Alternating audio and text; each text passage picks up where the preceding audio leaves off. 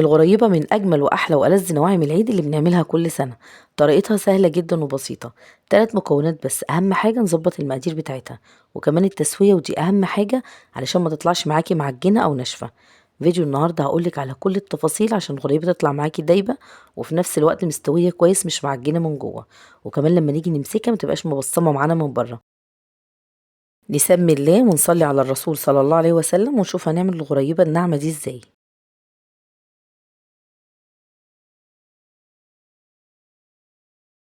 هما 3 مكونات بس عشان نعمل الغريبة: سمنة ودقيق وسكر بودرة. عندي 180 جرام سمنة يعني كوباية إلا معلقتين كبار، و250 جرام دقيق ربع كيلو، وبالكوب المعياري كوبايتين. والدقيق اللي استخدمته دقيق اسمه دوبال، مخصص للكحك والبسكوت. نوع الدقيق مهم جدا يا جماعة، علشان ما تستخدميش دقيق يكون عرقه قوي ويطرد منك السمنة ويبوظلك الوصفة كلها. السمنة وزنتها وحطيتها في التلاجة. السمنة تكون ساقعة مش مجمدة. كوباية سمنة إلا معلقتين كبار 180، وده الكوب المعياري اللي استخدمته. وهبتدي أخفق السمنة بالمضرب الكهربائي زي ما انتوا شايفين لحد ما لونها يغير ويبيض.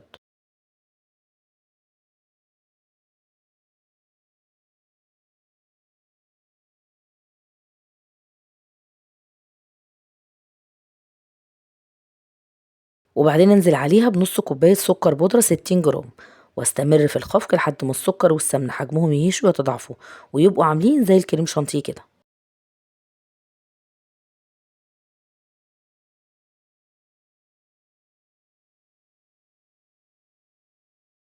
وكل شوية هنوقف المضرب وننزل الجوانب علشان الزبدة كلها تتخلط كويس.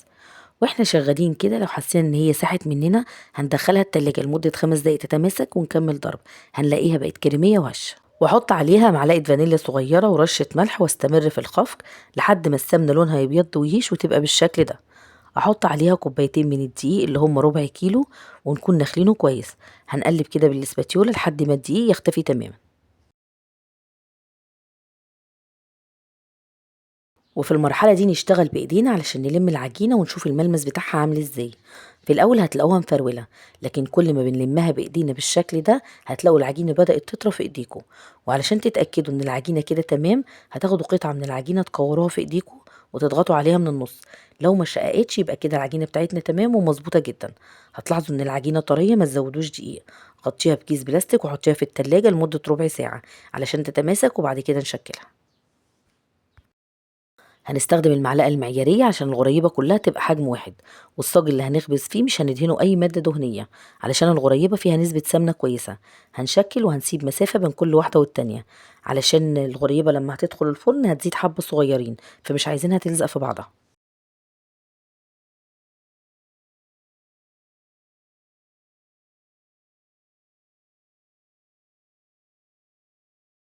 وهنزينها بفستق أو لوز أو بندق أو حتى سوداني، أي مكسرات متوفرة عندك، وممكن كمان نعملها سادة من غير أي مكسرات.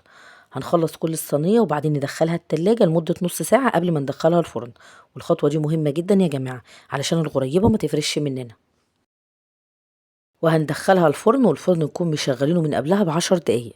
الغريبة بتستوي على نار هادية على درجة حرارة 150 أو 160، مش أكتر من كده. هتفضل في الفرن حوالي 25 دقيقة. هنعرف ازاي ان هي استوت، لأنها بتفضل طرية حتى بعد ما بتخرج من الفرن. ان احنا هنهز كده الصينية، لو بدأت تتحرك يبقى كده هي خلاص استوت. هنخرجها من الفرن عشان ما تنشفش. هتكمل السوا بتاعها على الصاج. هنسيبها ما نحركهاش خالص من على الصاج حوالي 4 أو 5 ساعات. وممكن نعملها من بالليل ونسيبها على السيجان لتاني يوم.